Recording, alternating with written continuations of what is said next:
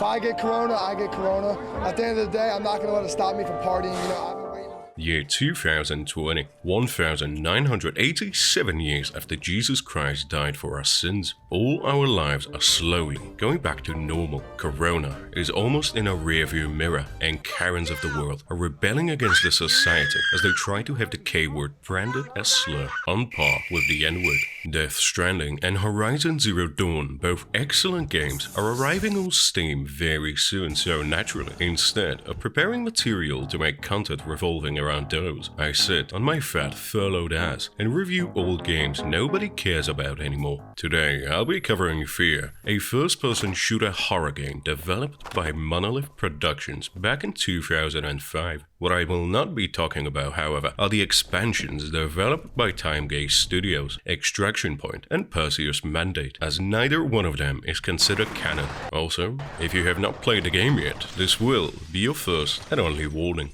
This video contains spoilers. If you buy F.E.A.R primarily because of its horror elements, then much like my mother, you will be disappointed. Why is that, you ask? Well, let's see. I'm in my late 20s with basically no education, and on top of that, I started a YouTube channel during a pandemic. Oh, you mean the game? Well, that's because this is a first-person shooter, first and foremost, and a great one at that. The horror is a well-integrated and certainly welcome addition, but it's just that, an addition. Think of it like the 11 herbs and spices that transform the already delicious chicken flesh into the divine, crispy, and succulent vegan favorite. The story, while not groundbreaking, is certainly interesting. Main plot revolves around the Alma Technology Corporation, or ATC for short, a company responsible for creating mindless replica soldiers meant to be controlled by a powerful psychic. That psychic was initially supposed to be Alma Wade, daughter to Harlan Wade, who, as any loving father would, experimented on her, put her into a coma, fertilized her on 2 separate occasions, and eventually pulled the plug when she reached the ripe old age of 26. Or so the wiki says. I honestly don't remember anymore. Alma gave birth to 2 boys, Paxton and Fettel, who she ends up merging consciousness with after she's killed, and the player-controlled character, Pointman. Monolith couldn't think of any reasonable explanation about him joining the F.E.A.R team, as his brother, the main antagonist Paxton, was shaped, molded, and brought up by the corporation, yet here you are somehow fighting against them. After attaching herself to Fettel, Alma is out for blood.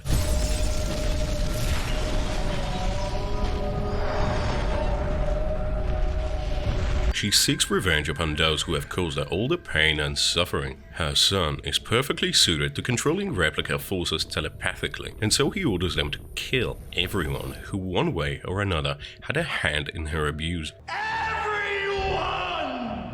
And this is where the game begins. You are sent to investigate and apprehend your little brother. Dead or alive, you are coming with me. You will be stalked by samurai constantly as you plow through hordes of replica forces who have been expertly designed and are still, to this day, praised as the height of AI in video games.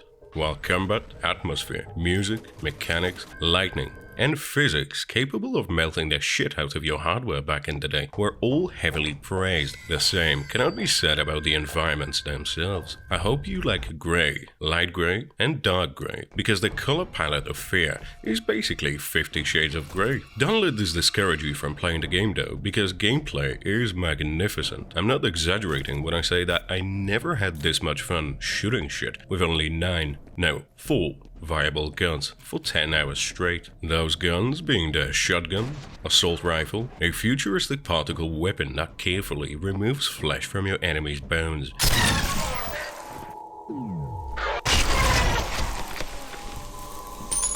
and my favorite, the Penetrator, which aside from demolishing the poor replicas, is also great for decorating walls apparently.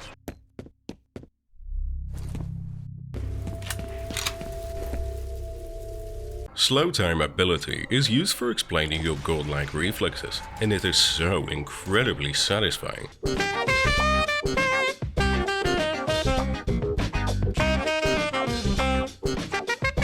Although it does make the game rather easy and not at all challenging, even on the highest difficulty. In the entire playthrough, I only died once. Let's witness that together. As you can see, upon realizing that I had backed myself into a corner, in a moment of sheer panic, my brain expertly calculated that throwing a grenade at myself is the only way of coming out of this situation alive. Clearly, I was right.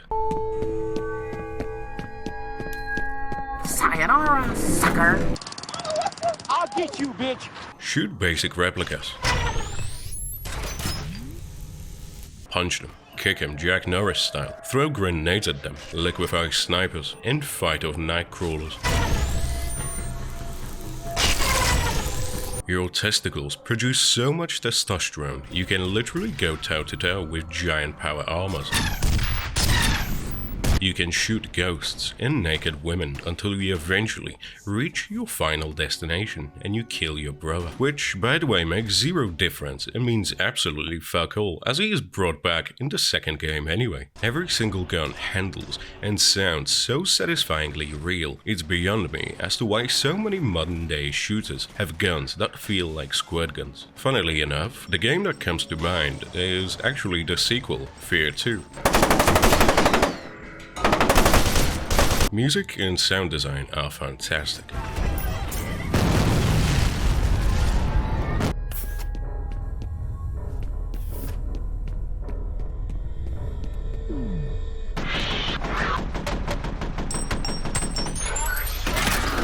Like icing on the cake, they complement the horror setting to engulf you in dread as you try to escape Samara and Kayako. Other times, fast-paced music accompanies you in numerous battles throughout the game.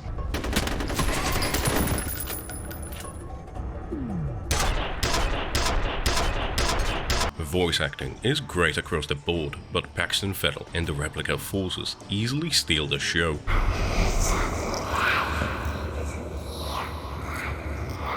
The dead man's name was Charles Haberger.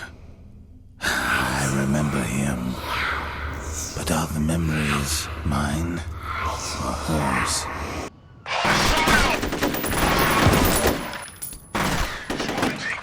Ever wanted to have one-on-one exclusive sessions with old men? In this game you can. Just do yourself a favor and turn the music down to 50% and sound effects to 60, while leaving voice at 100, as some of these sessions and messages are about as loud as somebody who's had a tracheostomy. You have one new message. Hey man, I heard something crazy's happening over there. You alright? Let me know. We're still on for Friday, right? Call me back, bro. I hope you're alright. End. Oh look, a simp. Over the course of the game, he will devour so many cheese poos, his arteries will develop atherosclerosis so advanced that he will no longer have strength to keep shuffling shit down his mouth. Instead, his body will collapse and he will lay there, motionless, in a pool of blood-colored grease.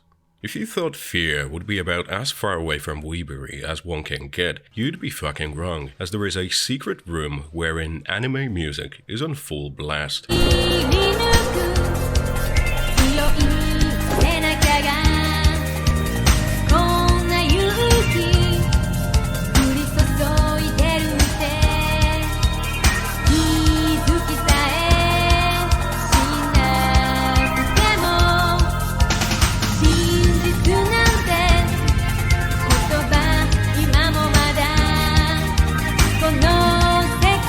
No wonder Alma went batshit crazy.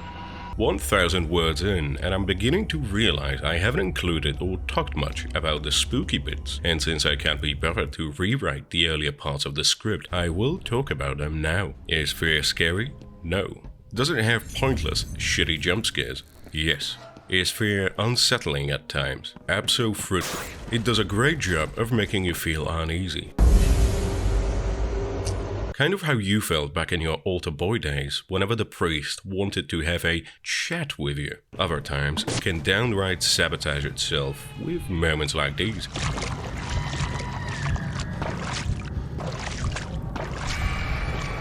Circling back to your mum now, Alma was heavily inspired by Hideo Nakata's Sadako, the Japanese Samara Morgan from The Ring, and for the most part, she gets the job done well enough. That is, she will make you feel on edge, causing you to see and hear things, questioning your own sanity. A small part of me would like to see this game remade from scratch, Resident Evil style, just to see how scary it could be with modern day technology. But in the words of my hero, Michael Gary Scott, 70% of me is water. And the other part, the real part, the part that has feelings and emotions and thoughts and makes decisions. And if I can be crass, makes babies, that part of me knows that they would end up fucking it up completely, as is the case with most remakes. Just look at Warcraft Reforged.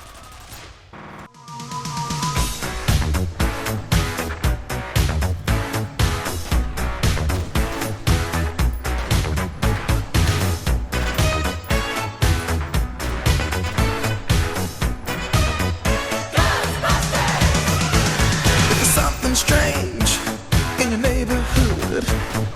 Who you gonna call?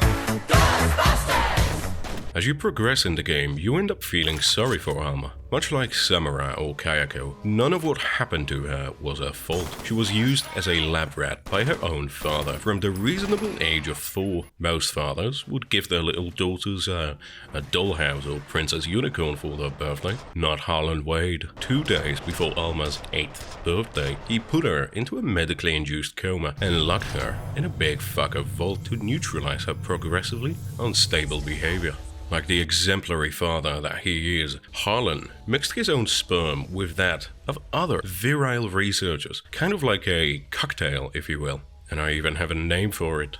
The swimmer. Anyway, he impregnated his own daughter with the mixed sperm when she was 14, and then once more a year later, bringing her back from the coma both times, only to induce labor, take her babies away, and lock her in the cold dark vault again and again, until eventually, as I mentioned earlier, she merged her consciousness with her second-born, Fatal, causing the first synchronicity event.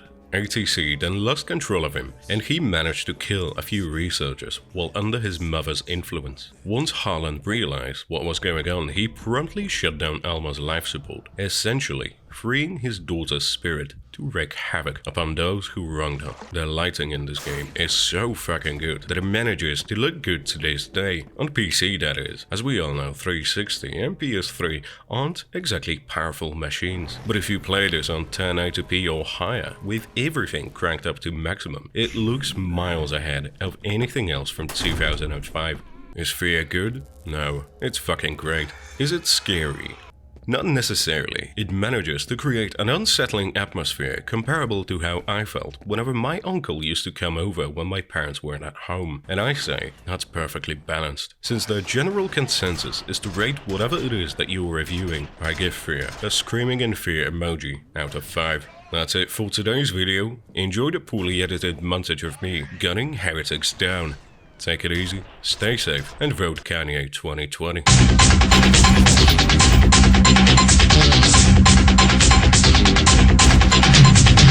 கல்லூரிவானில் காய்ந்த நிலாவோ மாணவர் நெஞ்சில் மேய்ந்த நிலாவோ என் வழி மீது சாய்ந்த நிலாவோ என்னிடம் வந்து வாய்ந்த நிலாவோ ஹைக்கூவே ஹைக்கூவே ஹைக்கிடில் வந்தாரே ஐப்ரோவை மேல் தூக்கி I love you என்றாயே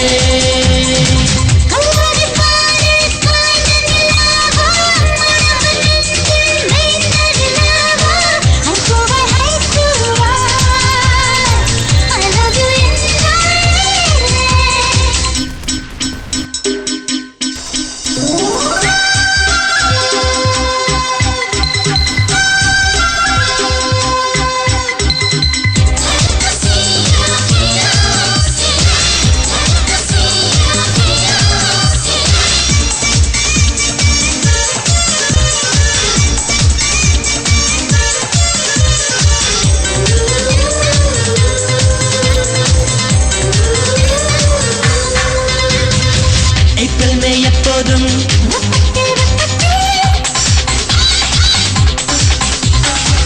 என்றாலும் எண்ணங்கள்